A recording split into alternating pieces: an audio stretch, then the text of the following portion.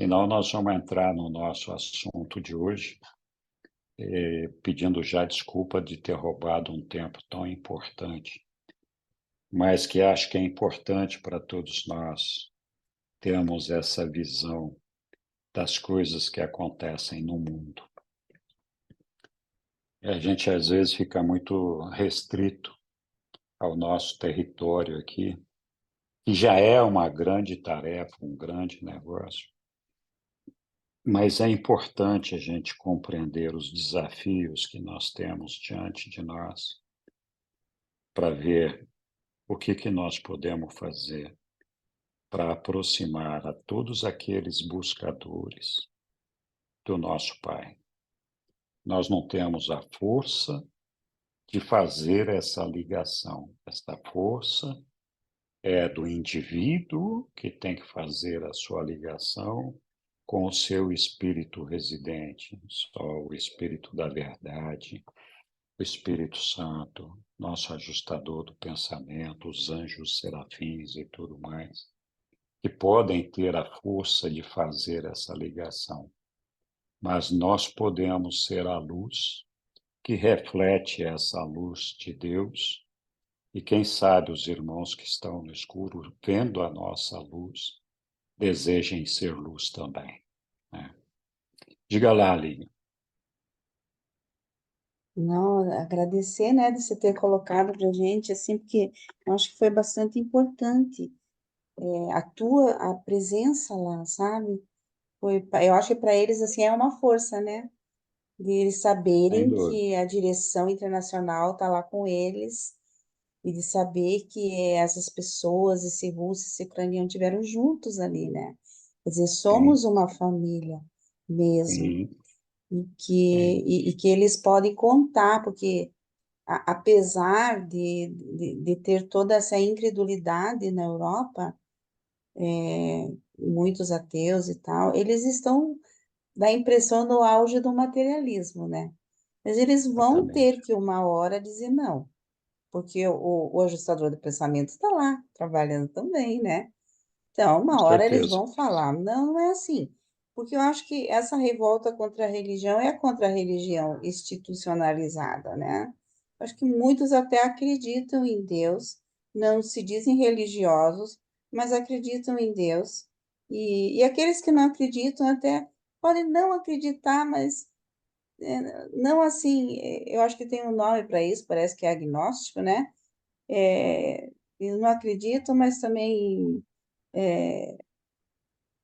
não é que eles acreditam, tem dúvidas, né? Mas eu acho que isso vai passar, esse materialismo, e, e vai voltar, e eles um dia vão ler o livro de Urante e vão se encontrar com certeza. E é bom a gente saber, né? Porque também a gente está, assim, em pensamento, em oração, em prece, ligados a eles, sabendo dessas questões, né? Obrigada. É, obrigado, Lilian. Você tocou num ponto importante, que é o ponto da prece. Nós temos que orar para que o Pai nos ilumine, nos guie, para que nós possamos atuar como verdadeiros filhos de Deus e irmãos e irmãs de todos os homens, e ver como que nós podemos cumprir a vontade do Pai para fazer com que as coisas avancem. Não precisa ser rápido, mas que avancem e que a gente possa ir fazendo progressos, né? É por isso que nós estamos aqui estudando o livro de Urântia, na esperança de que todos nós tenhamos essa preocupação. Diga lá, bom, meu querido, como vai? Tudo bem? Você está com o microfone fechado. Tudo bem, meu irmão. Eu e a Lúcia, há uns 6 anos atrás, mais ou menos, talvez menos um pouco, tivemos essa curiosidade de ir à Suécia para compreender essa questão relacionada a espiritualidade naquela sociedade, né? E é mais ou menos o que uniforme os países nórdicos, né? Pelo fato de serem sociedades mais evoluídas do planeta, mais organizadas, e de ser a sociedade também, que fração do mundo, que mais recebeu o sangue violeta, que é a maior participação na composição desse grupo humano, um pouco da parte mais difícil, né? Porque aquela região é uma região difícil, fria, né? Então, pela necessidade de operar a inteligência, eles se transformaram numa sociedade muito desenvolvida. E sempre a gente ficou em dúvida, assim, se o fato de não ter ligação com a religião institucional, de muitas formas, rejeitar essa religião, se era melhor ou pior para o desenvolvimento espiritual, a proporção que a pessoa dessa sociedade entrasse em contato com a ideia verdadeira. Então, eu sempre tive dúvidas assim, o que é, se é ser muito religioso, né? Como é com o nível de religiosidade desenvolvida, como são os países, especialmente os países latinos e orientais também, né? Ou se era melhor ser como uma terra nua, onde, se não era desenvolvida a vegetação, pelo menos tinha condições de receber uma semente pura e essa semente prosperar com mais rapidez, né? Porque não tinha os espinhos, não tinha as ervas daninhas, né? E podia ser um conjunto de figuras que representasse a religião institucional. Porque é evidente que a religião, para mim, hoje, que a religião institucional é um estorvo muito pesado na frente do pesquisador, né? Porque ele não tem uma terra nua, ele tem dentro dele um conjunto de ideias, né? E, como você muito bem falou, que ao longo dos séculos, né, motivado especialmente pelo trabalho de Paulo, e a ansiedade de ter representatividade, e aceitação popular e tudo mais, essas ideias desencaminham um ser humano faminto, né? Bem intencionado, sincero, mas a tendência é desencaminhar. Então, eu, sinceramente, não sei se essa realidade hoje dos países nórdicos, nós vimos isso também na Suécia naquela época, nós não fomos nem para hotel, não fomos para nada, nós fomos para uma casa de família, né? Que era uma amiga da Lúcia lá do Sebrae de Brasília, que casou-se com um sueco, uma figura maravilhosa, o marido dela, ser humano assim, espetacular, pacífico, tranquilo, exatamente para que a gente pudesse compreender o dia a dia das coisas, né? Mas realmente isso é verdadeiro. Você não vê as igrejas, você não vê as orações, né? Mas o nível de educação realmente é muito mais avançado. Eles têm, por exemplo, uma criança. Eu visitei uma escola para ver como era a formação, nós visitamos, e a criança, toda escola sai, já sabe fluentemente inglês, né? Uma escola que estava em formação, estavam estudando japonês, então, eles realmente investem muito nisso. E tem uma coisa muito importante que eu vejo, que a gente percebeu, não tem o filho. Você não vê, a gente imagina que lá você é um país rico, tem as Ferraris, os carrões, não, tudo tá o carro lá, o carro simples para viver e transportar. não tem esse consumismo que tem aqui nos países em desenvolvimento, né? Onde a classe média quem tem algum dinheiro tem um consumo altíssimo, né? Ambiciona praticamente tudo. Então, foi uma experiência muito interessante. Eu realmente concordo plenamente com o que vocês viram. E eu ainda hoje não sei se é melhor você ser assim, porque você está cheio de religiosidade que não tem nada a ver com a religião de Jesus. Para desmontar esse castelo criado, essa cultura da religiosidade tradicional, eu acho que vai nos demorar mais tempo, né? Porque a religião de Jesus não tem nada, é tudo interior, não tem tempo, não tem padre, não tem. Por isso que quando chega em Luz e Vida, o livro mesmo fala que a vida se torna muito simples. Ele não tem essas ambições, não tem essa efervescência do mercado, né? Da oportunidade de ganhar dinheiro, de se afirmar, de poder. Ele se esvai na sabedoria que nasce no coração do homem, né? Pelo atendimento dele à voz de Deus dentro dele. Então é isso. Obrigado, Bauman. Você capturou bem a coisa lá. Eu só queria acrescentar aqui o seguinte: eu não sou um defensor das religiões institucionalizadas, não é isso. Eu sou um defensor da religião pessoal, que é o que aprendi aqui nos ensinamentos do livro de Urante, e que é o que eu acho que vai nos trazer a maneira correta de ver as coisas. Mas o cristianismo teve o seu momento e trouxe, se por um lado trouxe grandes progressos e uniu vários povos, por outro lado se transformou numa âncora que prendeu o homem à civilização no passado e desvirtuou o entendimento que nós deveríamos ter sobre Deus.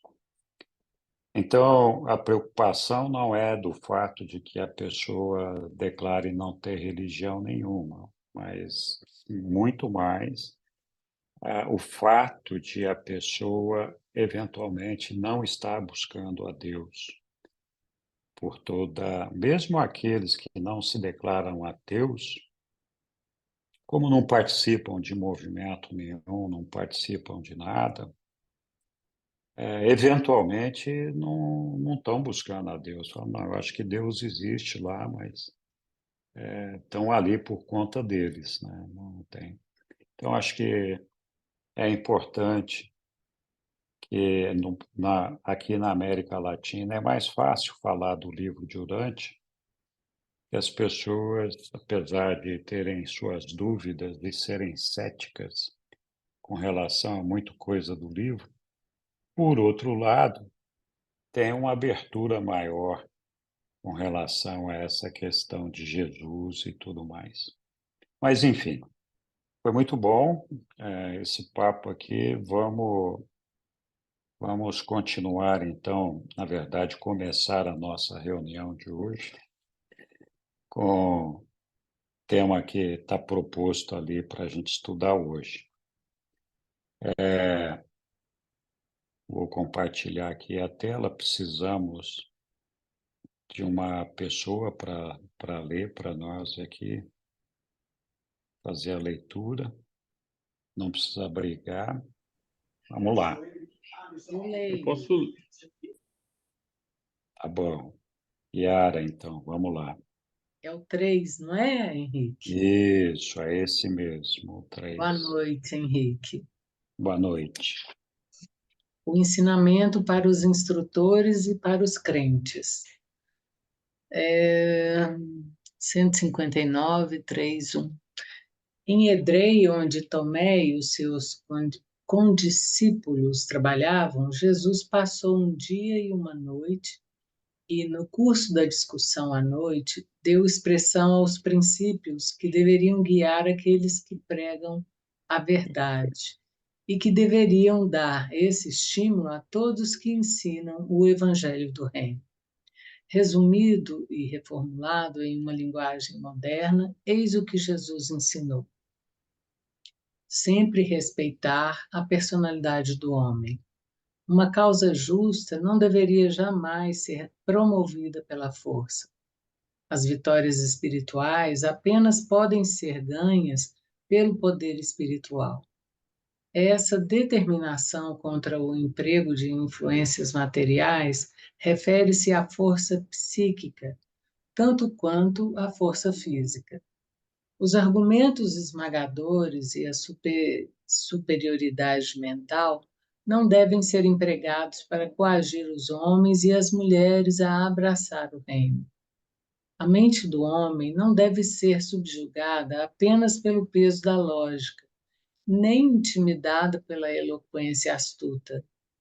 Ainda que a emoção, como um fator para as decisões humanas, não possa ser totalmente eliminada, não deveria ser feito um apelo direto a ela nos ensinamentos dados àqueles que gostariam de avançar na causa do reino.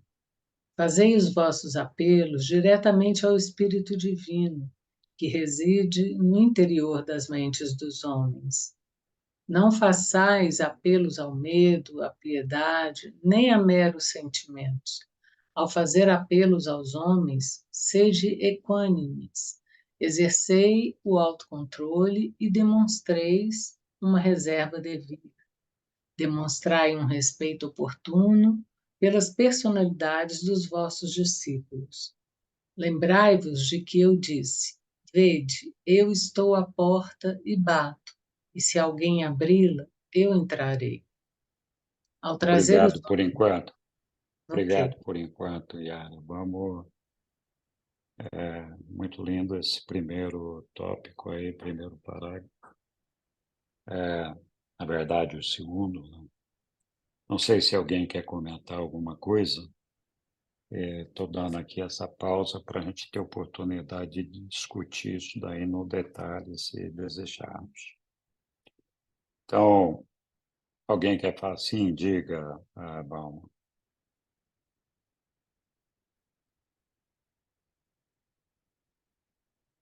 O microfone acho que está fechado, bom. Essa passagem aí eu queria chamar a atenção aí de uma dessas parágrafos aí, em que Jesus, tão diretamente, o que eu acho mais importante é isso, tão claro, fazei os vossos apelos diretamente ao Espírito Divino que reside no interior das mentes humanas. Eu acho que esse ensinamento que é repetitivo no livro inteiro, praticamente, né? É, digamos, a mensagem mais clara que realmente está no interior, onde a gente tem que buscar, né? Por que que eu falo, por exemplo, que eu ainda não concluí o que é melhor, se você tem uma religião institucional como preparo para uma possível despertar, né? E compreensão disso que Jesus está ensinando aqui, ou se é melhor a pessoa ter uma mente zerada, né? Para poder ter a possibilidade de não ter dentro dele as resistências que existem dentro da alma material dele, que foram colocadas especialmente pela educação dele, onde a religião institucional, normalmente, pelo menos nos países latinos, tem uma contribuição forte nessa formação, né? Então, você vê que a religião institucional é uma religião que lança o homem fora dele, né? Está lá o santo, feito de cerâmica, a imagem de um antropomórfica de Deus, está lá o panteão de santos, né? Ele tem que tirar tudo isso de dentro dele para compreender esse espírito divino que reside no interior do homem, que é o nosso ajustador. Então, essa construção aí leva o homem, muitas vezes, a perder a vida porque não consegue superar isso, né? Evidentemente, se ele for uma pessoa que tem muita fome, né, e tem uma busca persistente, e com o advento do livro Durante, essa questão ficou, para mim, extremamente clara, né? Realmente um farol assim no caminho do homem que quer se espiritualizar. Então, ele vai ter que jogar tudo isso. Ele vai ultrapassar, né? Mas a dificuldade é muito grande, né? Ele chegar a atender esse ensinamento de Jesus. Então, alimentando essa minha dúvida ainda do que é melhor, eu acho que o melhor mesmo é você ter fome de Deus e trabalhar na construção da sua alma interior a partir do ensinamento dele. Mas é preciso que ele tenha mestria na, na, no domínio da mente dele e, logo, por consequência, ele abra o coração dele a ouvir a voz do ajustador dentro dele, que vai ensinando a ele a construção da nova alma, né? Que, na verdade, é isso. Fazei os vossos apelos diretamente ao Espírito Divino que reside no interior das mentes dos homens. Isso é uma síntese tremenda dessa questão.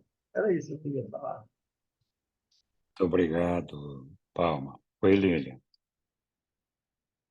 Eu fiquei em dúvida com relação à força psíquica. Não sei, ou se pudesse colocar assim, o entendimento geral, porque ali, e também ele fala assim, eu não sei se está certa essa tradução, não sei a parte do inglês, né? Que ele diz, a mente do homem não deve ser subjugada apenas pelo peso da lógica. Então, eu achei estranho se apenas. Será que a tradução é essa mesmo? Porque daí dá a entender que deveria ser subjugada, e eu não sei se esse é o caso, porque o resto do texto não fala isso, então, É, eu acho que você levantou um ponto interessante, Lília, mas ah, voltando na primeira questão que você levantou, do psíquica, né? das força psíquica, é a pressão que a gente muitas vezes faz sobre a mente do homem, sobre o nosso irmão e irmã, dizendo, olha, se não fizer isso, Deus vai te castigar, você vai queimar no inferno, você vai... Então, é aquela força de coação, de perversão da mente, no sentido de atemorizar as pessoas, né? E aí a pessoa fica ali, fala, puxa vida, se eu não fizer isso, então eu vou ficar queimando no fogo do inferno o resto da minha vida. Eu não quero que isso aconteça, né? É um exemplo só, é claro, não se trata apenas disso. A gente vê o uso da força psíquica constantemente, né?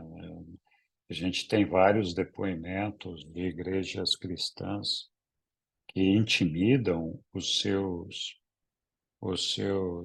crentes, dizendo, olha, você está possuído, você tem que ser exorcizado. Então, coloca uma pressão psíquica sobre as pessoas que muitas vezes desequilibra essas pessoas, né? Eu acho que, do outro lado, talvez você tenha razão. Eu não sei se a gente pode dizer que esse apenas está correto. Eu não busquei lá no texto, mas para mim faz sentido, porque a mente do homem não deve ser subjugada apenas pelo peso da lógica. A lógica não é necessariamente ciência, nem poder de argumentação, inclui tudo isso também, mas a lógica é o seguinte: eu existo, o mundo existe, eu entendo que tem um criador para isso tudo aqui. Isso aqui não saiu do nada. Então, esse é um raciocínio lógico, né? Mas não pode ser a única coisa para levar o homem a concluir sobre a existência de Deus e muito menos para fazer com que o homem cumpra a vontade do Pai, né? Então, acho que a religião ela tem uma lógica que é demonstrada na filosofia religiosa, que é a responsável por trazer essa lógica. Fala, bom, se eu existo, se eu sou uma personalidade, alguém me deu essa personalidade. Se esse mundo existe, alguém criou isso, né? É muito difícil para uma pessoa comum qualquer acreditar que o mundo é o resultado de um Big Bang, né? Então, eu acho que essa outra lógica faz parte do nosso processo, mas não é o único, né? E aí, nessa lógica, muitas vezes, ela fica, do meu ponto de vista, comprometida, porque o homem usa do seu conhecimento, da sua superioridade mental, para subjugar os seus semelhantes, né? Então, essa é uma questão real. A gente vê isso acontecendo o tempo todo, nas diferentes igrejas ou religiões. Verdade. O Bauman, você ainda quer falar alguma coisa ou só ficou com a mão levantada? Eu Não, acho eu que só nós fiquei com a mão esquecemos. aberta. Desculpa. Tá bom. Obrigado. Obrigada, Então, Henrique. imagina, obrigado, Lilian. Diga lá, Sussuzinha. Não, eu fui ler no inglês, não tem apenas. Não tem a palavra apenas. Man's mind is not to be crushed by the mere weight of the logical or overread by the shrill eloquence. Não sei que palavra é essa, mas não existe apenas. Existe a mera, né? Que acho que é Uhum. apenas também, né? Eu pus no Google lá, deu mera. Então, Ah, é? então eu acho que o apenas caberia ali um pouco menos, mas o apenas dá uma certa. É como se não tivesse mais coisa além disso. Então, eu acho que, mas não sei se vão arrumar ou não, vão É, a colocar outra Suzana tá palavra aí. aí. É, É, a mente do homem não deve ser esmagada pelo mero peso da lógica ou intimidada é o pela mero eloquência. peso, é. Uhum. O Mero mero é, parece que é mais light, né? do que apenas. De qualquer forma, o que surpreende no apenas aí então, a lógica é importante para o crescimento espiritual do homem. Acho que isso traz mais surpresa do que dizer É, que a gente não pode ficar só limitado a sim, isso. é Não, então, verdade. como assim? Eu tenho que ter uma lógica para acreditar em É, Deus? não, é o que você Sim, falou mesmo, tá certo. É tem, isso mesmo. tem. Acho que é essa a É, interpretação, né? Uhum. é. Muito bem. Ok. Mais alguém? Continuamos aqui. Então, vamos lá. Yara, você está Preciso baixar lendo minha mão. também. Você está lendo tão bem, Yara. Vamos lá. Só um comentário antes de começar aqui a leitura. Chama a atenção também Jesus dizendo aqui, ó, sempre respeitar a personalidade do homem. Então, a gente às vezes se esquece que todo ser humano tem uma personalidade que nos é dada por nosso Pai, além de estar habitados por um ajustador de pensamento que é o próprio Pai. E quando nós desrespeitamos as personalidades que nos cercam, nós evidentemente agredimos de alguma forma, física ou psicológica, a, a presença do Pai no nosso meio, com a personalidade que nos deu e a presença do Espírito, né? Então, esse aqui é um negócio aqui que eu acho que a gente tem que refletir bastante no nosso relacionamento com as pessoas, no dia a dia, cuidar para manter sempre o respeito, pensando, olha, a personalidade é uma coisa que vem do Pai e o próprio Pai habita essa mente. E nós temos que ser respeitosos com relação a isso, né? Mas vamos lá. Yara, então, no 3.3.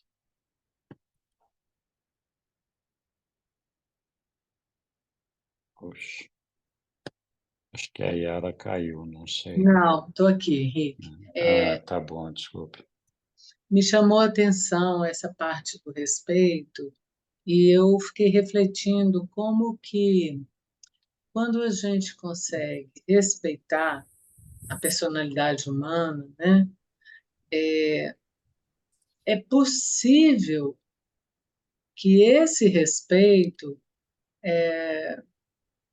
favoreça a abertura e a receptividade daquele que está sendo respeitado, para que ele não tenha um senso de ameaça. Porque quando nós estamos diante de um senso de ameaça, a gente se fecha, né? E a gente não consegue nem deixar transparecer aquilo que o nosso espírito tem para deixar transparecer. Então, eu achei essa passagem muito delicada e significativa, e, e eu tenho refletido muito sobre isso, né? Sobre o que é que a gente pode, então, manifestar. Como que a gente manifesta esse respeito? Porque isso diz da religião de Jesus, né? Não é ser permissivo, não é deixar de ter posicionamento e de ter argumentos, mas é de poder manifestar e o outro se aproximar de uma segurança, né? De uma confiança. Isso, E também gostei de Jesus, né? Dizer da porta, né? Porque, para mim, a experiência viva que eu tenho experimentado na conexão com Deus é assim, é essa presença que fica aqui comigo, né? E que à medida que eu me refiro, à medida que eu é como se eu tivesse assim procurando assim, né? De vez em quando a gente procura quem está com a gente. Então é como se eu estivesse procurando por essa presença, e nessa procura é a minha maneira de dizer: eu estou aqui, minha porta está aberta, meu coração está aberto para te ouvir, né? Para realmente sentir essa fonte. Então tá, muito legal, Yara, muito bom. Ok, se ninguém tem mais nenhum comentário, prosseguimos aqui. ok. Vamos lá, então. Então, aqui, né, Isso. ao trazer os homens para o reino, não diminuais nem destruais o seu autorrespeito, conquanto um excesso de autorrespeito possa destruir a humildade adequada e acabar com o orgulho, a presunção e a arrogância. Muitas vezes, a perda do autorrespeito leva à paralisação da vontade. O propósito deste evangelho é restaurar o autorrespeito para aqueles que o hajam perdido e restringi-lo para aqueles que o mantêm. Não cometais o engano de condenar apenas os erros nas vidas dos vossos alunos. Lembrai-vos também de dar um reconhecimento generoso a coisas mais dignas de louvor nas suas vidas. Não esqueçais de que nada impedirá que eu busque restaurar o autorrespeito daqueles que o perderam e que realmente desejam reconquistar.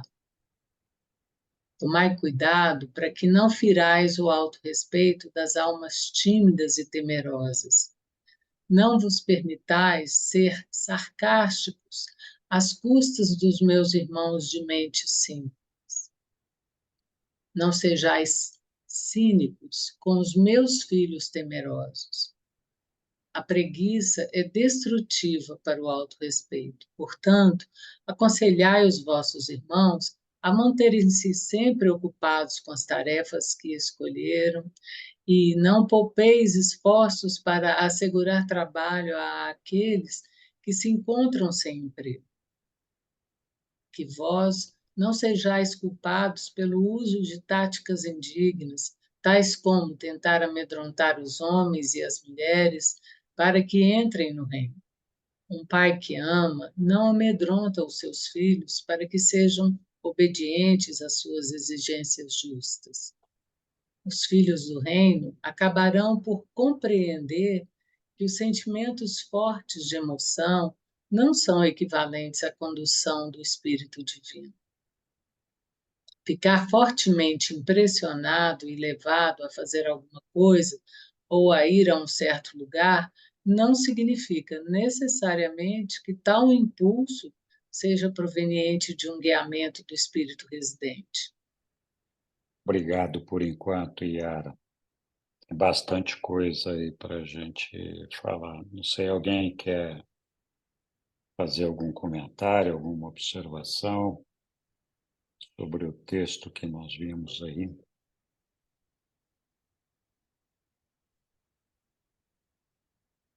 Bom, de uma maneira geral, eu acho que Jesus vai deixando bastante clara a forma que nós temos que conduzir o nosso relacionamento com os nossos irmãos.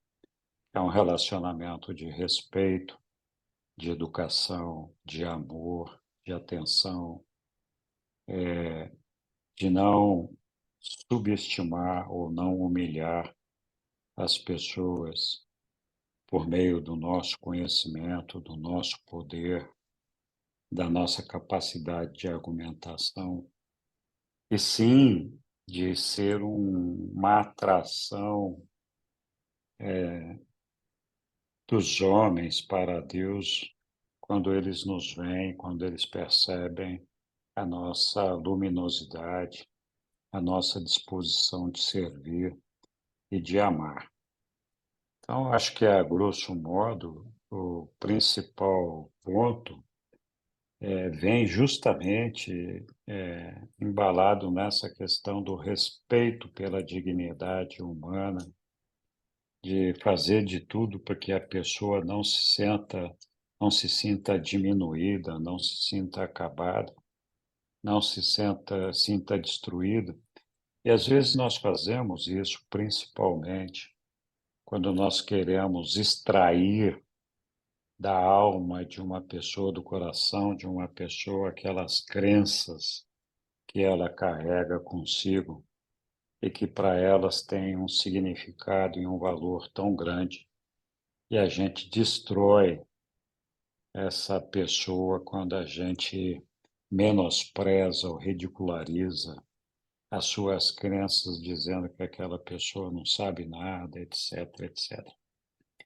Então, acho que a questão do amor e do serviço é o que vai sempre prevalecer, combinado com o respeito, com a empatia, com a compaixão por todos os nossos irmãos, né?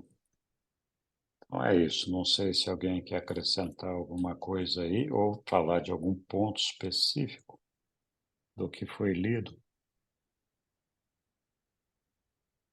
e não seguimos adiante. Muito bom.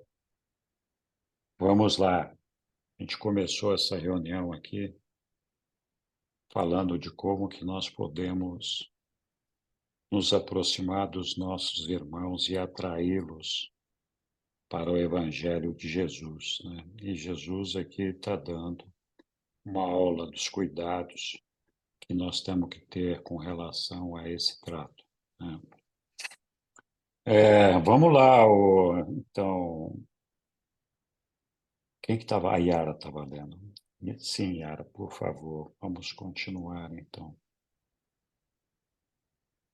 Prevenir a todos, é aqui, né? Isso, Prevenir a todos, prevenir a todos os crentes a respeito do nível de conflito que deve ser enfrentado todos aqueles que passam da vida como é vivida na carne para a vida mais elevada, como é vivida no espírito. Para aqueles que vivem inteiramente dentro de qualquer dos reinos, há um pequeno conflito ou confusão, mas todos estão fadados a experimentar uma incerteza, maior ou menor, durante todos os tempos de transição entre os dois níveis de vida. Vós não podeis escapar das vossas responsabilidades, nem evitar as obrigações do reino ao entrardes nele. Mas lembrai-vos, o jugo do evangelho é fácil de levar e o fardo da verdade é leve. Forte isso, hein? pode. Podemos até parar um pouquinho aqui. É. Quem quer se habilitar aí?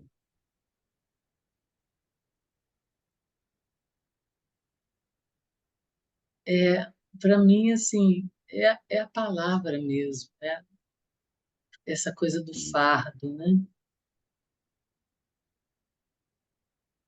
Eu acho que é importante que a gente tem sempre uma ideia de que, uma vez que a gente entrou no reino dos céus, todos os nossos problemas vão desaparecer, né? A gente, algumas vezes brincando, a gente fala, olha, a vida lá nas Morôncias vai ser muito mais fácil do que ela é aqui. Eu acho que ela vai ter desafios diferentes e proporcionais às nossas capacidades em cada um desses níveis. Então, sim, de fato, a nossa vida aqui é uma vida bastante difícil, complexa, e a gente não pode iludir as pessoas de que, não, vem aqui, abraça o caminho de Deus e os seus problemas vão desaparecer, né? Eu, às vezes, vejo, num nível piorado, alguns anúncios, às vezes pregado nos postes, dizendo, fulana ou ciclana, aqui você vem e eu resolvo o seu caso de amor, resolvo o seu caso de empresa, de dinheiro, fale comigo que você vai ter uma vida fácil. Então, é claro que eu estou entrando, talvez, estou fazendo um golpe baixo aqui, mas isso acontece em todos os níveis. A gente tenta seduzir as pessoas com essa ideia de que os problemas delas vão desaparecer. E não vão, essa é uma ilusão. Na verdade, nós falamos agora há pouco, os problemas vão persistir, eles vão estar lá, talvez alguns deles vão até se agravar no momento em que nós buscamos uma elevação espiritual, quando nós temos que exercitar a nossa paciência, o nosso respeito, a nossa tolerância. Nós vamos ser confrontados, vamos viver situações que vão exigir de nós esse aprendizado. Então, é uma sacanagem quando a gente tenta convencer uma pessoa a se aproximar do reino de Deus, dizendo para ela que a vida vai acabar os problemas, não vai ter mais doença, não vai ter mais isso, não vai ter mais aquilo, né? E é uma atração equivocada, com certeza. Diga lá, Lilian. Sim, nós teremos problemas, mas eu percebo assim, porque depois ele fala ali no final, né, que o evangelho, o jugo do evangelho, como é que ele fala? Vamos pôr aqui, né? Coloca ali que eu não lembro, no finalzinho, que apesar O de jogo todas do as dificuldades, Evangelho é é fácil de fácil, levar, isso, e o isso. fardo da verdade é leve, porque quando você vive segundo a verdade, você sente mesmo uma liberdade, você sabe que você está no caminho certo, né? Então, muitas vezes as pessoas, quando elas voltam para a religião, a gente vê nessas igrejas assim, né? Muitas pessoas são curadas até de dores de cabeça que sentiam, porque estavam agindo incorretamente, né? Agiam incorretamente, não sabiam por que sofriam, e às vezes os sofrimentos são porque as pessoas agem errado, fazem as coisas erradas, e daí elas e conhecendo a verdade, né, conhecendo o amor fraterno, porque você veja o próprio perdão. Se a pessoa não perdoa, ela fica com aquela mágoa. E a pessoa com mágoa, ela fica doente. Ela acaba ficando doente até, né? É, e às vezes até as doenças físicas elas têm muito, diz que são, como é que fala? Elas têm um fundo psíquico, né? Mental, porque aquela raiva, porque eu ouvi dizer que a mágoa é uma má água. Quer dizer, é uma coisa que a gente carrega dentro da gente e isso influencia no físico.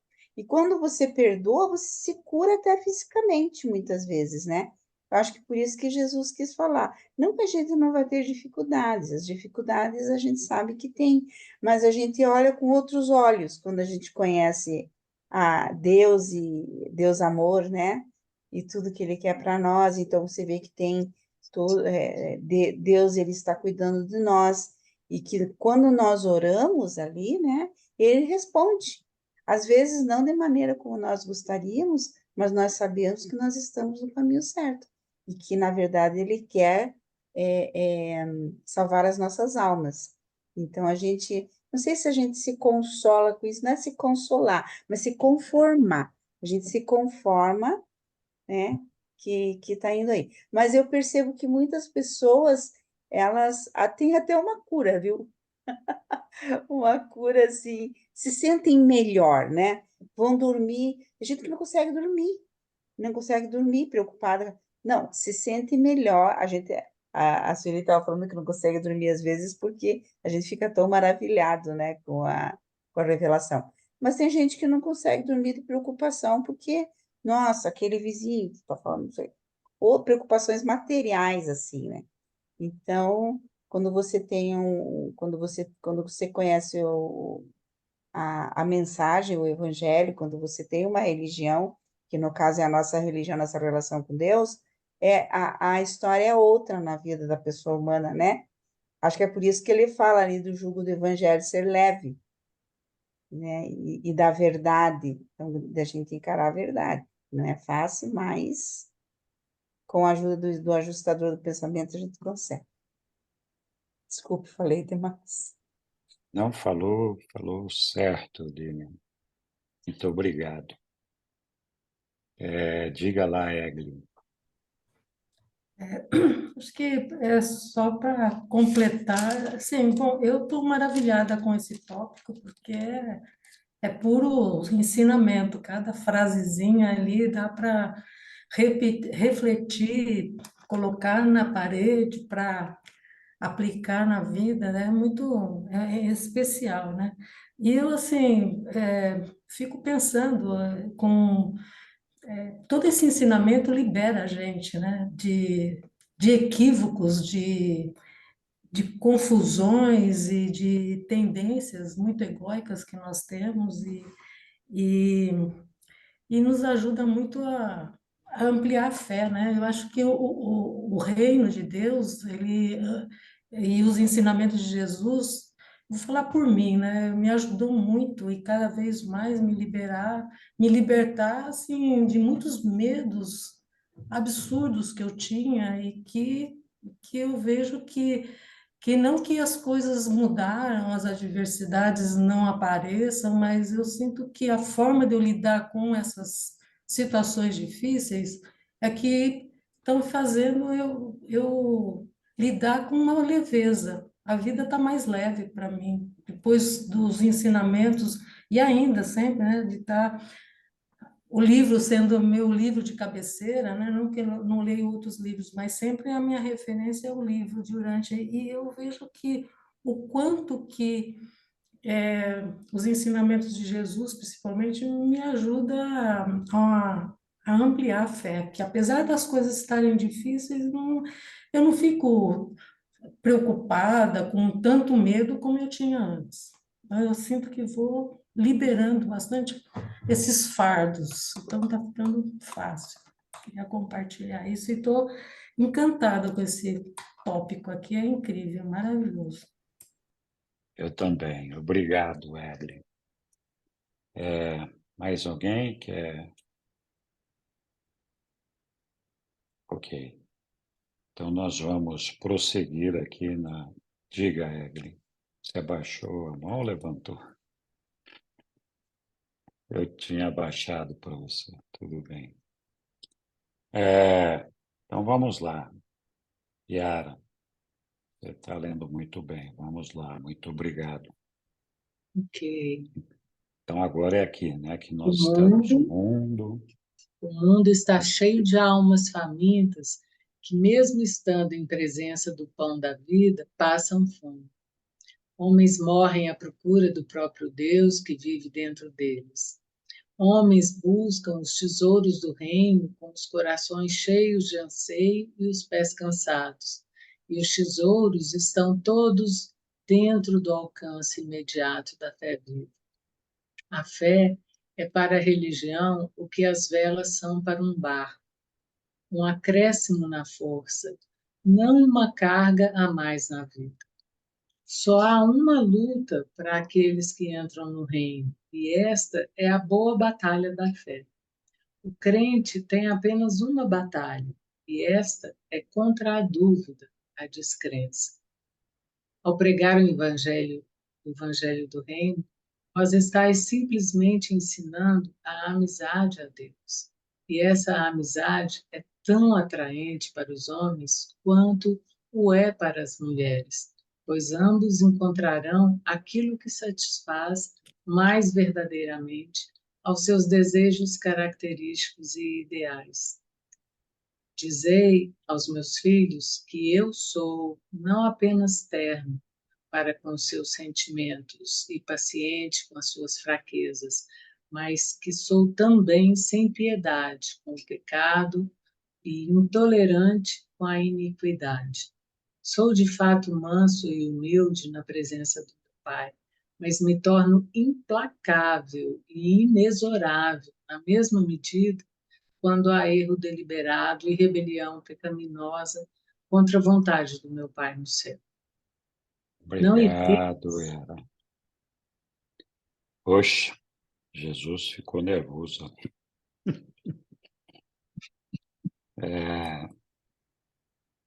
Então, alguém quer tecer algum comentário aí, ou levantar algum... Ô, Henrique, mas é contra o pecado, não é contra, e a iniquidade, não é contra o pecador. É O verdade. pecador, ele quer que se converta, né? Vamos dizer assim, e volta. Mas é maravilhosa essa primeira parte ali, né? Essa primeira parte É, tem que colocar, colocar lá assim, num quadro bem grande, assim.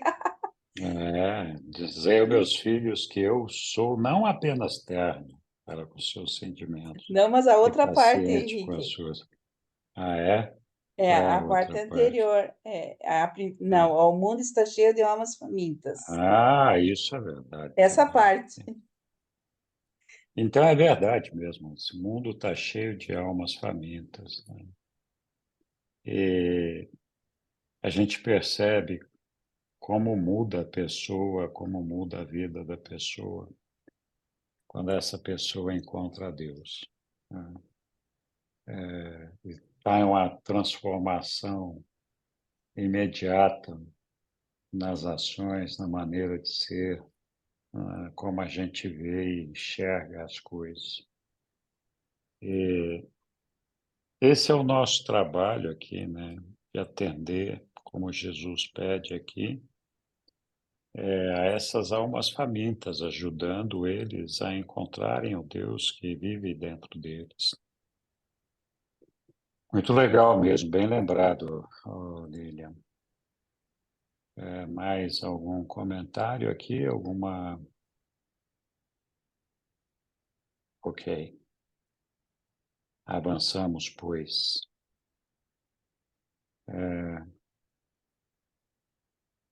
Acho que paramos aqui, né? Dizei, meus filhos, que sou não apenas terno, blá, blá, blá, terminamos. Não ireis nunca descrever o vosso mestre. Vamos lá. Como um homem de pesares. As gerações futuras conhecerão também o resplendor do nosso júbilo, a alegria da nossa boa vontade e a inspiração do nosso bom humor. Proclamamos uma mensagem de boas novas, que é contagiante pelo seu poder de transformação.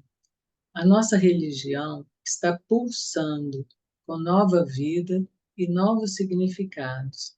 Aqueles que aceitam esse ensinamento ficam repletos de júbilo e, nos seus corações, são levados a rejubilarem-se ainda mais.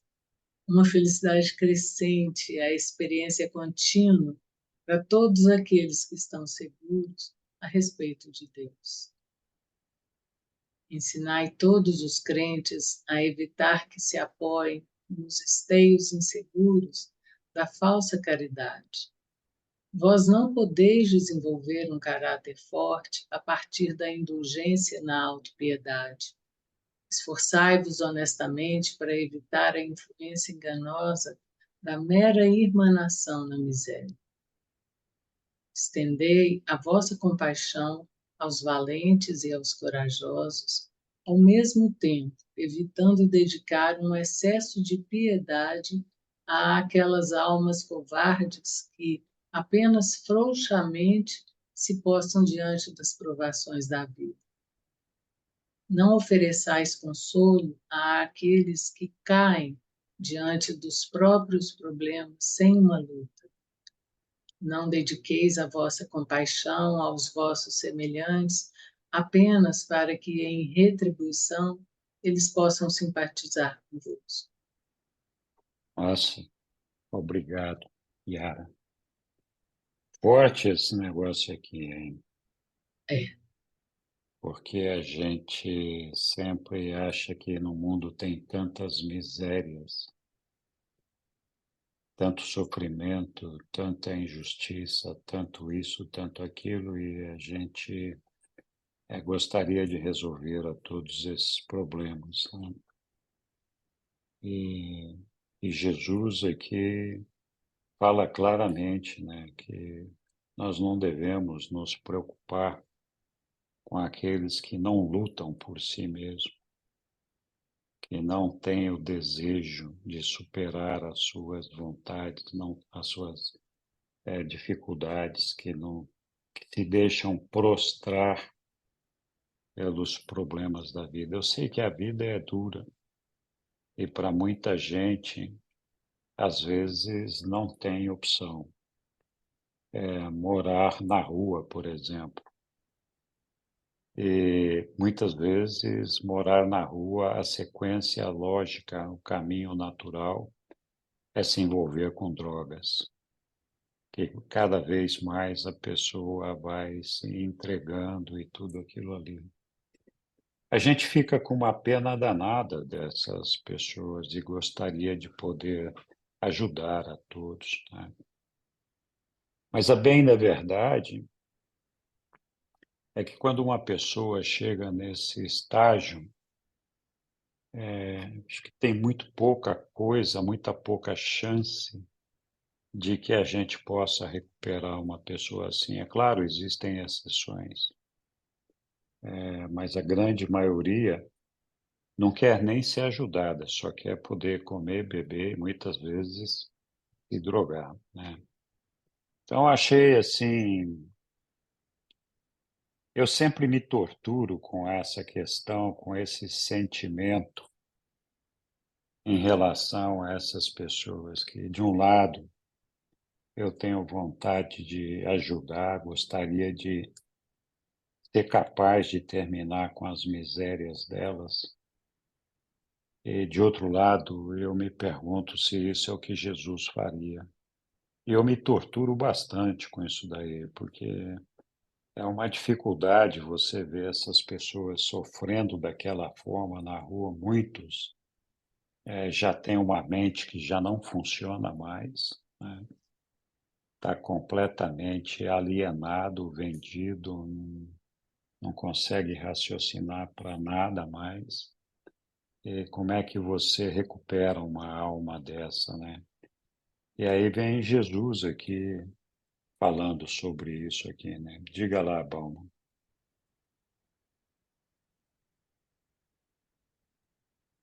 Acho que aí é uma brilhante aula de Jesus, fazendo a diferença entre você ser justo e amoroso e ser paternalista, né? Então, ele manda que a gente tenha piedade de quem está na luta para se desenvolver espiritualmente. E tem uma passagem do Daniels, eu não me lembro qual é o livro, em que Jesus não vê um camarada muito pobre, muito miserável, assim, e o Ganide perguntou a Jesus por que é que ele não foi lá falar com aquele ser humano, dar apoio a ele. Jesus falou para ele que não foi porque não tinha mais jeito. Então, ele aqui está mais ou menos, né, com o mesmo conceito.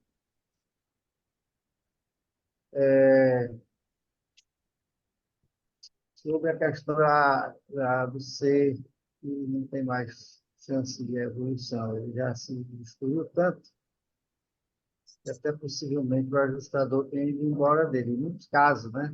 A gente sabe que o ajustador já foi. Mas também, se ele tiver um fio de esperança e tiver dentro dele uma possibilidade qualquer, aí ele certamente, as coisas, os seres em torno dele estão trabalhando para que ele possa retomar ou tomar esse caminho novo, né, que é o caminho do Evangelho, da eternização daquele ser. Então, o Jesus aqui é muito claro sobre isso, né?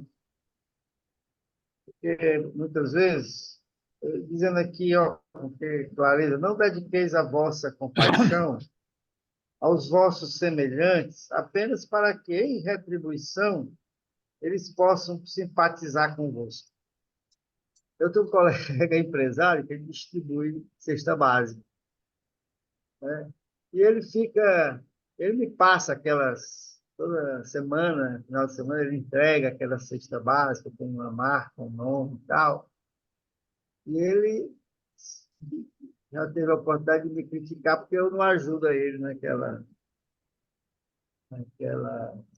iniciativa dele, né? Considera tão nobre, né? Mas a gente sabe que aquilo ali não vai nem resolver o problema humano na sua dimensão completa, espiritual, nem vai resolver o problema da miséria dele. Na verdade, nós estamos humilhando aqueles seres ali. Mais ou menos isso que nós temos que falar. Muito bom, Bauman, muito obrigado. Então, vós não podeis desenvolver um caráter forte a partir da indulgência na autopiedade. Esforçai-vos honestamente para evitar a influência enganosa da mera emanação da miséria. A gente chega num nível de empatia tão grande com algumas pessoas que a gente se rebaixa, no bom sentido, para mostrar para a pessoa que nós estamos solidários com ela, que, na verdade, nós estamos passando pelos mesmos problemas e mesmas dificuldades, o que não é verdade, né? Então, quando nós buscamos fazer essa emanação da miséria aí, nós estamos, acho que, trabalhando de uma maneira equivocada. Então, não é nivelando por baixo que a gente vai incentivar a uma pessoa a encontrar coragem para buscar níveis mais elevados. Então, estendei a vossa compaixão aos valentes e corajosos. Então, aqui Jesus dizendo para quem nós temos que dedicar a nossa compaixão. E quais são os valentes e os corajosos, né? O que a gente deve entender por isso? Do meu ponto de vista, são aqueles que não entregam a rapadura, que não se deixam vencer pelas dificuldades, têm garra para continuar lutando, continuar brigando por se manter em pé, manter a dignidade. Enfim, acho que esses são os valentes e corajosos. Ao mesmo tempo, evitando dedicar um excesso de piedade àquelas almas covardes, que apenas frouxamente se postam diante das provações da vida. Então, Jesus chama de covarde aqui aqueles que se deixam prostrar diante das provações. É claro, existem exceções e a gente desconhece, só olhando as pessoas, quais são essas exceções. Mas, de uma maneira geral, tem muita gente que se deixa entregar ao vício, entregar à miséria, às dificuldades, à doença, porque já não tem coragem mais de lutar e de mostrar essa dignidade, essa perseverança de superar as dificuldades. Então, mais claro do que isso aqui, não ofereçais consolo àqueles que caem diante dos próprios problemas. Tem uma luta. Não dediqueis a vossa compaixão aos vossos semelhantes apenas para que, em retribuição, eles possam simpatizar convosco.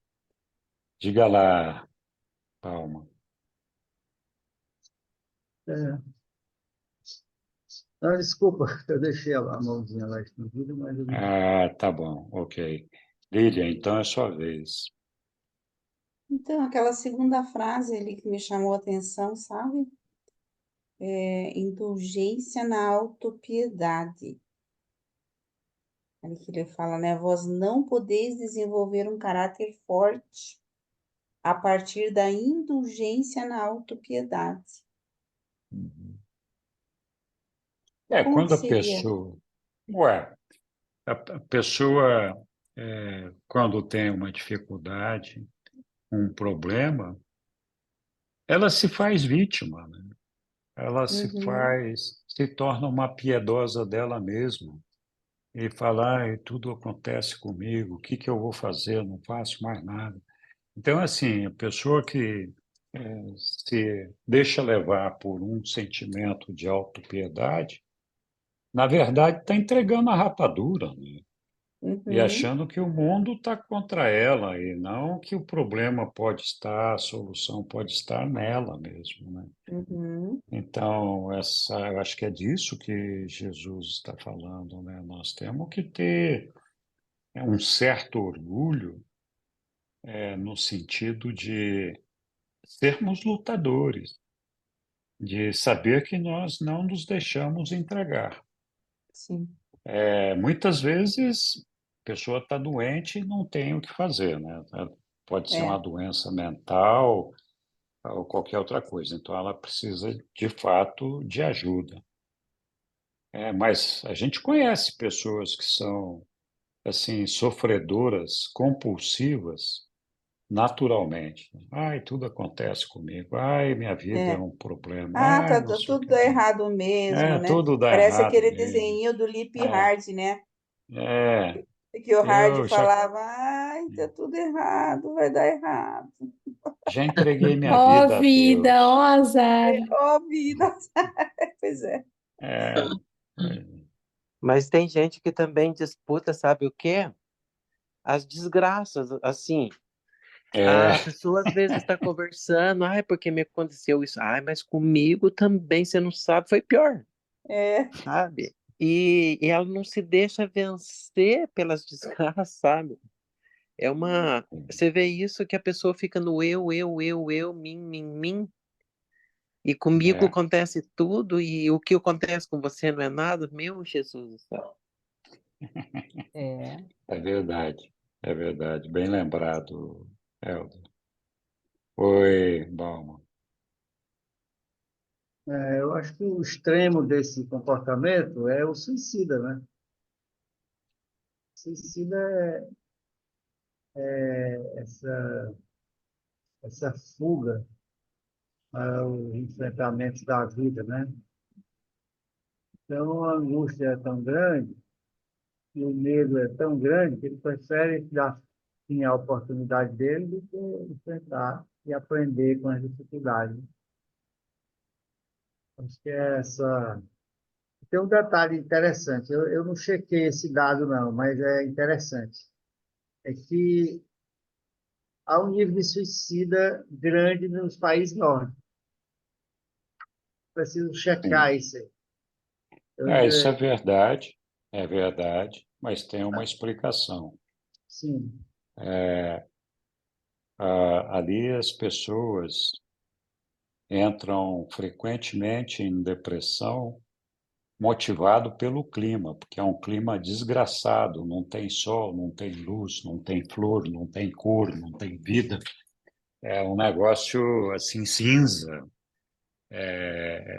não tem brilho na vida. Então, a falta da luz do sol, a falta dessa alegria visual e sensorial faz com que a gente, em situações de problemas, fique deprimido, né? proibido. Então, eu entendo o que você está falando, mas a verdade é que muitas pessoas, quando se suicidam, já estão comprometidas em sua mente num nível de doença tal que elas já não são capazes mais de pensar e de raciocinar. Então, assim, existem situações em que o suicídio é resultado de uma doença mental, como é o caso da depressão profunda. Então, é difícil uma pessoa sair da depressão se ela não tiver ajuda. Muito difícil, porque é uma doença e tem que ser tratada como tal. Não estou dizendo que todo suicida é isso. Tem alguns que realmente são covardes e querem fugir dos problemas. Mas tem outras situações, né? Pensa no cara que está lá escalando uma montanha com 2 filhos e de repente solta um pino e fica os 3 pendurados num cabo.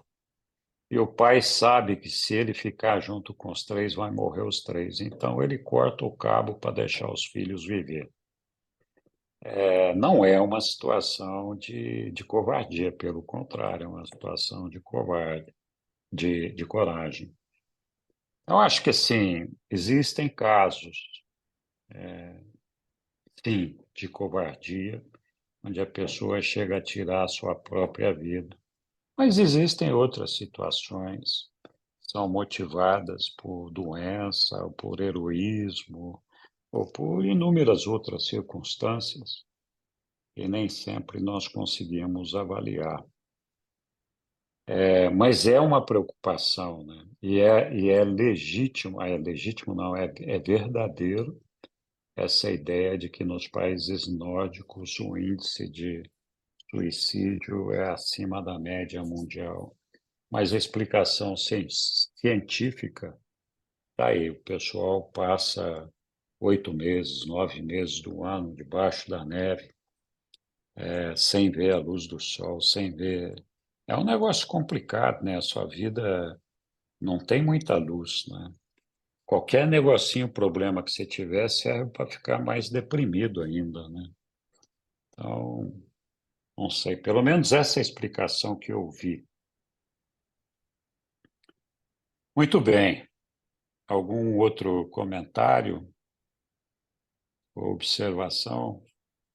Eu acho esse tema aqui que nós estamos discutindo dos menos daqueles covardes que se entregaram, covardes estes que nós não conseguimos julgar porque nós não temos como saber se a pessoa realmente é covarde ou ela se entregou. A gente vê que a pessoa está sofrendo, está numa miséria danada, mas a gente não sabe o que levou a pessoa àquela situação.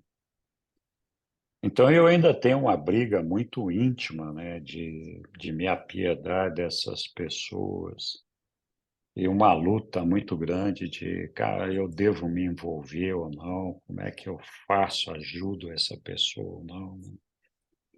E é óbvio que, na maioria das vezes, eu não faço nada, porque é aquela ideia de que, putz, posso gastar toda a energia do mundo aqui, que eu sei que eu não vou conseguir recuperar essa pessoa, não tenho o que fazer.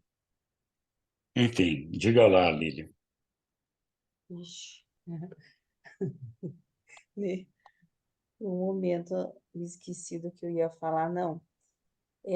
Com relação a essas pessoas, né, que, que, que desanimam de lutar, mas não que a gente não tenha oferecido, a gente oferece ajuda, né? Até quanto pode, a gente oferece uma ajuda assim, dizer, olha, você se anime, né?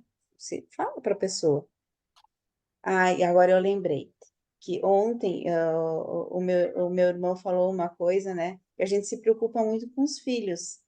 Então ele me disse bem assim, ó, nós temos que lembrar que primeiro eles são filhos de Deus. Então, né? Porque a gente se apega, a gente quer resolver o problema dos filhos. Então, assim, não, a gente tem que lembrar que eles são filhos de Deus. Então, a gente faz a parte da gente, vamos orar, vamos rezar, que a gente pode até dar um conselho, mas a pessoa que resolve. Eu acho que também com essas pessoas, né, que desistem de lutar, elas têm que resolver. E o ajustador do pensamento está ali, a gente sabe, né? Porque ali no início ele falou, né? Os homens morrem e não sabem que Deus está dentro deles. Então a gente pode dizer, como Jesus disse para aquele jovem desanimado, né? Deus está, o Espírito está dentro de Deus, está dentro de você. Não me lembro como é que ele falou, mas que Deus estava dentro dele, que ele pedisse que ele tinha esse apoio, né? Ele reconhecesse e tal, Jesus falou lá. Depois o jovem se animou, tornou um crente e tal. A gente também pode oferecer essa ajuda, por que não? Uma ajuda espiritual. E muitas pessoas, muitas religiões até vão nas praças lá pregar para os drogados lá que estão lá se drogando nas praças e tal. Eles vão oferecer ajuda espiritual, né, querido? Então, se eles quiserem escutar, bem. Se não quiserem, daí é com Deus, né? Entre ele e Deus. Vejo assim. Tá certo, Lília. Demonstrar uma compaixão e poder ajudar se for possível sempre é bom. Mas, de novo, eu tenho dificuldade com essa parte aí. Mas é Jesus falando aqui, não ofereçais consolo àqueles que caem diante dos próprios problemas. Tem uma luta. Eu não sei se eu estou fazendo isso direito. A gente tem Mas é filhos. não oferecer consolo. Eu digo assim, olha, não dizer assim, não, pois é, que pena, você não consegue, né? Imagine. Mas não, animar a pessoa a se levantar. Eu vejo assim, né? Não oferecer consolo, Hum, mas animar a pessoa a se levantar.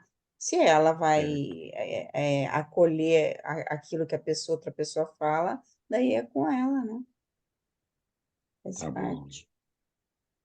Ok, vamos aqui para talvez o último trechinho da noite. Estamos aqui, ô, Yara, você que está. Vamos terminar aqui esse parágrafo 3, né, esse documento 3. Estamos no Ok, 3.12 agora. ok. Quando os meus filhos tornam-se conscientes da segurança da divina presença, essa fé expande a mente, enobrece a alma, reforça a personalidade, aumenta a felicidade, aprofunda a percepção espiritual e realça o poder de amar e ser amado.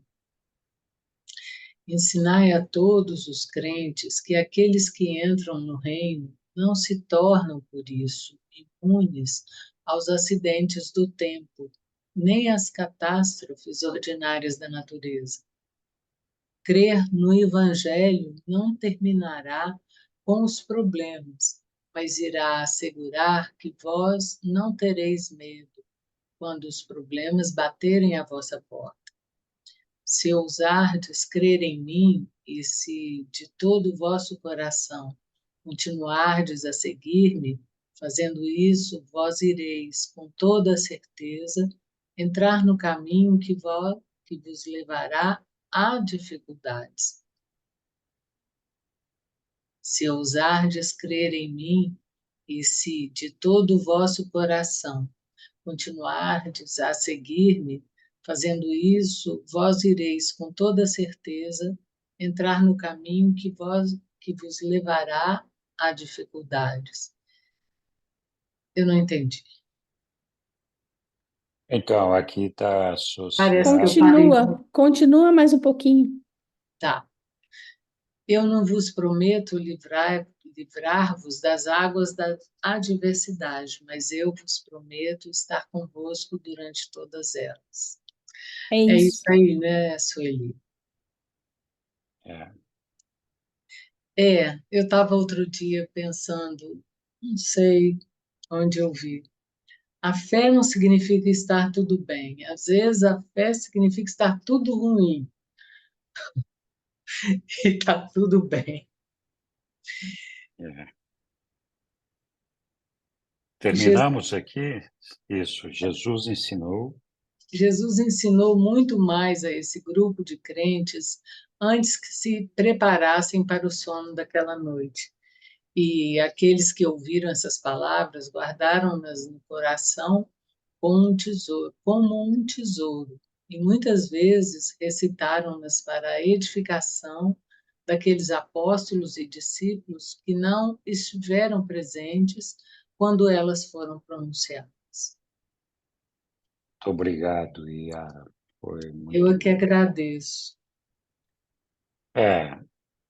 Então, nós estávamos falando, tem outras passagens dos livros que falam que a religião de Jesus muitas vezes afugenta o homem, porque o homem ou a mulher tem medo do que essa religião fará com eles e o que fará deles. Porque é uma religião que exige responsabilidade, trabalho, dificuldades. A gente vai ter que conviver com situações de tolerância, de paciência, de muitas vezes uma luta persistente para se manter de pé e ajudar os nossos irmãos. Então, não é uma coisa simples. Todo mundo fala, não, vou entrar no reino dos céus e minha vida vai mudar, eu vou ser feliz para sempre. Eu acho que sim, vai alcançar a felicidade, mas os problemas não vão desaparecer, vai continuar. E o conforto é esse, né, de Jesus. Não importa quais sejam os seus problemas, eu estarei a seu lado.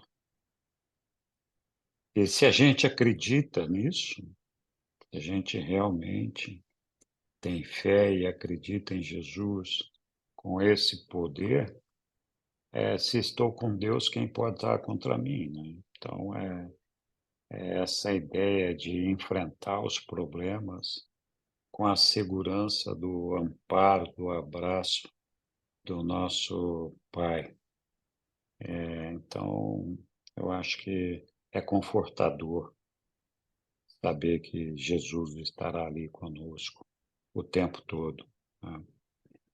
Nós muitas vezes discutimos, né, sobre os ensinamentos, sobre os processos, as coisas que nós teríamos que fazer para transformar o nosso mundo num mundo de luz e vida, né, que supostamente, né, supostamente não, é o que os reveladores nos dizem. Ali é um mundo perfeito, maravilhoso, todo mundo está feliz, etc., né? Não tem. Então, na verdade, o trabalho de Jesus entre nós foi justamente esse, de dizer o que nós temos que fazer. E é bem simples o que nós temos que fazer. Nós temos que aceitar a nossa filiação ao nosso Pai, reconhecer que Ele é o nosso Pai, e aceitar a irmandade dos homens, reconhecer a irmandade dos homens e mulheres. Se a gente aceitar essa ideia, o mundo vai se transformar. Ninguém mais vai passar fome, ninguém mais vai ter problema, ninguém mais, porque nós seremos um por todos e todos por um. Então, e todos unidos no amor do nosso Pai. Então, não é a ciência que vai resolver os nossos problemas, as nossas dificuldades, não é a civilização, não é a sociologia, não é a política, não é o dinheiro, não. O que vai resolver a situação da humanidade é o Evangelho de Jesus. É tão simples quanto isso, né? Então, se nós conseguirmos compreender isso, o mundo vai mudar rapidamente. Compreender e aceitar, né? Muito bem, pessoal. Não sei se alguém quer, né, fazer alguma ponderação final aí, mas estamos aqui sobre a hora, 22. Fiquei muito feliz de ver todo mundo aí. Estava com saudade de todo mundo. Obrigado a todos vocês por terem vindo participar conosco mais uma vez. É sempre uma oportunidade de aprendizado grande para mim, para a Sueli, para todos nós, rever todos esses documentos e trocarmos essas ideias. Mas eu proporia que nós pensássemos, né, como um grupo de estudantes que está conhecendo a revelação, pensássemos no que nós podemos fazer no nosso dia a dia para melhorar o mundo, começando a melhorar pelo que está no nosso entorno. E acho que o caminho é de amor e de serviço a todas as pessoas que nos cercam. Se a gente conseguir fazer isso, podem ter certeza, o mundo vai mudar.